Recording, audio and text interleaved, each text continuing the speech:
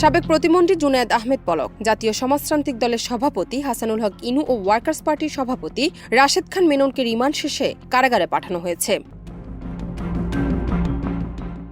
শনিবার ঢাকার metropolitan magistrate আওলাদ হোসেন মোহাম্মদ জুনায়েদের আদালত তাদের কারাগারে পাঠানোর আদেশ দেন।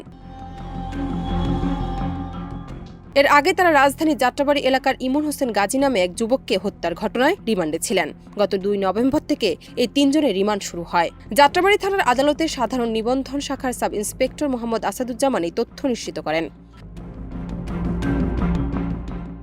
গত 5 আগস্ট বৈষম্য বিরোধী ছাত্র জনতার আন্দোলন চলাকালে রাজধানীর যাত্রাবাড়ী এলাকায় গুলিবিদ্ধ হয়ে নিহত হন ইমন হোসেন গাজী নামে এক যুবক। এ ঘটনায় তার ভাই আনোয়ার হোসেন বাদী হয়ে 28 আগস্ট যাত্রাবাড়ী থানার 85 জনের নাম উল্লেখ করে মামলা করেন।